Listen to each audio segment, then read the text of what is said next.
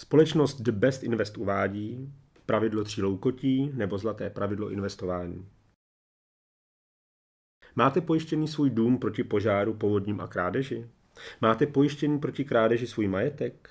Máte pojištěný svůj život a své zdraví? A máte pojištěné své peníze, své celoživotní úspory?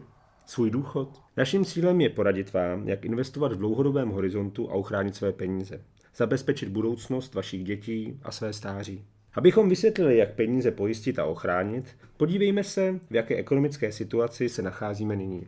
Žijeme v době dluhové krize, což znamená, že státy jsou zadlužené a řeší dluhy dalším zadlužováním. Předlužení vzniká jako důsledek, pokud stát dlouhodobě vydává víc, než činí jeho příjmy. Vzniklé dluhy se kryjí dalšími úvěry, za něž je třeba platit úroky a zadlužení státu se zvyšuje. Vláda si většinu chybějících peněz obvykle půjčuje tištěním peněz a vydáváním dluhopisů.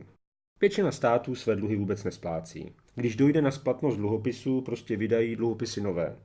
Dluh vůči HDP vyšší než 60% se považuje za nesplatitelný. To, že Řecko má 161%, už nikoho nepřekvapí. Ale co Německo s dluhem 81,6%? Nebo Francie s dluhem 83%? Španělsko s 88,4%? Itálie se 127%. Stát má v podstatě jen 3 možnosti, jak vyřešit zadluženost. Za prvé, zaplatit dluh. Za druhé, vyhlásit státní bankrot. Za třetí, tisknout peníze, způsobit inflaci, hyperinflaci, provést měnovou reformu. První možnost, dluh zaplatit, není reálný, protože dluh státu vůči HDP vyšší než 60% je nesplatitelný. Druhou možností je vyhlášení státního bankrotu.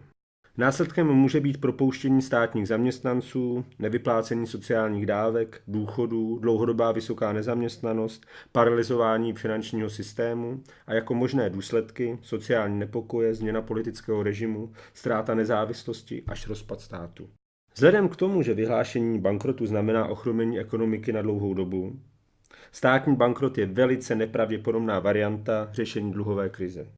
Třetí a poslední možnost řešení dluhové krize je inflace, hyperinflace, měnová reforma. V případě inflace ceny na zboží rostou a vaše úspory se znehodnocují. Inflace je snížení kupní síly peněz, která je způsobena nadměrným růstem peněžní zásoby. Pokud se peníze tisknou v neomezeném množství a celkový objem zboží a služeb zůstává stejný, je důsledkem růst cen zboží a služeb, protože za každou korunu lze koupit méně zboží a služeb. A tím pádem klesá hodnota bankovních vkladů a úspor. Což znamená to, že reálná kupní síla 100 000 korun klesla od roku 1990 na 12 210 korun. Po inflaci následuje hyperinflace. Co je to hyperinflace? Peněz se tiskne čím dál víc a zboží je čím dál míň. Na bankovkách se připisují nuly. Hyperinflace znamená, že veškeré nezbytné produkty, jako je mouka, rýže, brambory, těstoviny, benzín, nafta a další, budou zdražovat prakticky ze dne na den. Lidé si totiž uvědomí, že je nestabilní doba, ve které papírky nazvané peníze začínají pozbývat své hodnoty. Uvědomí si, že jediným nositelem a uchovatelem hodnoty je reálný produkt. Podívejme se do historie, jak vypadají takové bankovky. Výmarská republika, Německo. Srpen 1922 až prosinec 23. Denní míra inflace 21%. Zdvojnásobování cen každé 3 dny. Maďarsko srpen 1945 až červenec 46. Vůbec nejvyšší inflace v historii měn. Denní míra inflace 207%. Zdvojnásobování cen každých 15 hodin. Jugoslávie, Srbská republika. Duben 1992 až leden 1994. V roce 1992 inflace byla 19 801%, denní míra inflace 65%. Zdvojnásobování cen každých 34 hodin. Polsko 1990 až 1994. Roční míra inflace 600%. Zimbabwe březen 2007 až listopad 2008. Denní míra inflace 98%.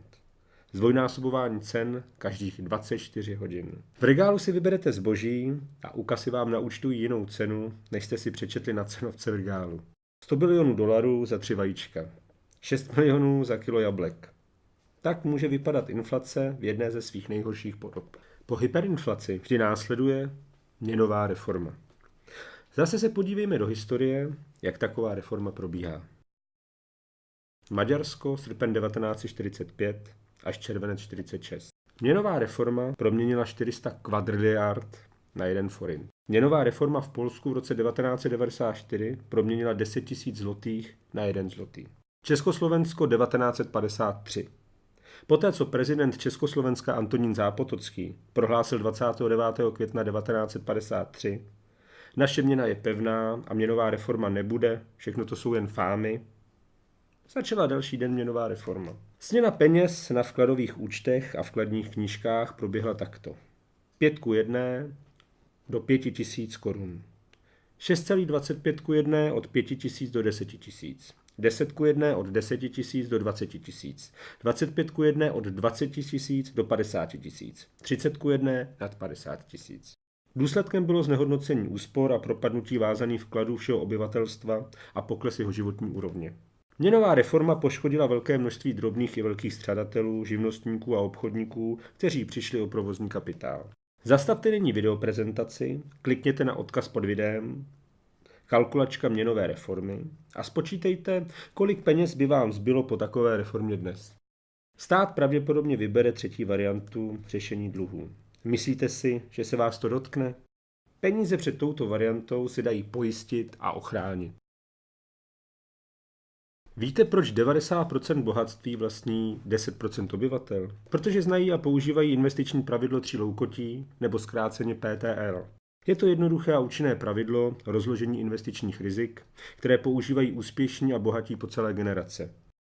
Například se jim řídí nejbohatší lidské společenství, jako jsou Židé, zahraniční Číňané, zahraniční Arméni, scientologové. Jejich legendární bohatství je z větší části založeno na dodržování PTL. Vyžaduje však čas a trpělivost. Jak PTL funguje? Představme si imaginární kolo, které má 3 loukotě a které se pomalu a nepravidelně otáčí. První loukot představuje papírová aktiva, papírové peníze, dluhopisy, akcie, podílové fondy. Druhá loukoť představuje nemovitosti, pozemky a stavební parcely v průmyslových a obytných zónách, rodinné a nájemní domy, továrny, sklady a zemědělská půda včetně lesů. Třetí loukotí jsou komodity. Zlato, stříbro, diamanty, ropa a další. Komodity jsou zjednodušeně suroviny. Většina základních surovin kolem nás, jako například pšenice, oves, vepřové maso, hovězí maso, káva, ale i ropa, zlato nebo bavlna, těm všem souhrnným názvem říkáme komodity. V komoditách se investuje především do fyzického zlata, stříbra a diamantů. Kdo uvažuje dlouhodobě, investuje do každé loukotě třetinu svého majetku. Protože ekonomika se vyvíjí v cyklech. Léta běží a kola se otáčejí, loukotě stále dokola střídají jedna druhou a každá má svůj čas. Papírové investice a nemovitosti rostou současně, když se ekonomice daří. A zlato a stříbro naopak klesají. Nemovitosti, například v Německu zničeném válkou, stoupaly od roku 1945 do roku 1990, kdy dosáhly vrcholu. Ve zničeném Mnichově stál po válce 1 metr čtvereční, například 20 feniků. Na vrcholu se prodávali za několik tisíc euro. Také český trh nemovitostí má nejlepší časy za sebou. Ceny bytových a komerčních nemovitostí stále klesají a zůstávají stejné, jedině ceny pozemků. Cenné papíry, které v letech 1982 až 2000 byly s absurdními nárůsty na vrcholu, začaly klesat. Dnes přešlapují na místě a tendence k silným budoucím poklesům zesiluje. Zlato potřebovalo asi 50 let, aby se vyšplhalo na svou nejvyšší hodnotu. Z 25 na $850 za 1 unci. Nahoru se tlačí nejspodnější loukoť, ve které je právě zlato a stříbro. Zatímco hodnota cenných papírů postupně klesá a nemovitosti zůstávají kdesi uprostřed a v tendenci k poklesu, zlato a stříbro je stále podhodnocené. Tak se kola stále otáčí, až čas zlata a stříbra pomine, budou zase na řadě cenné papíry a nemovitosti. Investor sice ztratí klesající třetinu majetku, ale vynahradí mu ji třetina stoupající. Proti ztracené klesající třetině tedy stojí několikanásobně zhodnocená stoupající třetina. A tento cyklus se opakuje. Vyžaduje však čas a trpělivost. Nabízíme vám aktiva, do kterých se osvědčilo investovat během minulých ekonomických krizí. Je to fyzické zlato a stříbro, jednorázově za hotové peníze nebo na splátky formou spoření. Zemědělské pozemky, statky a farmy, ziskové nemovitosti, starožitnosti, Poradíme vám, jak rozložit investiční rizika a investovat ve správný čas do správných aktivit. Kontaktujte nás a sjednejte si s námi schůzku.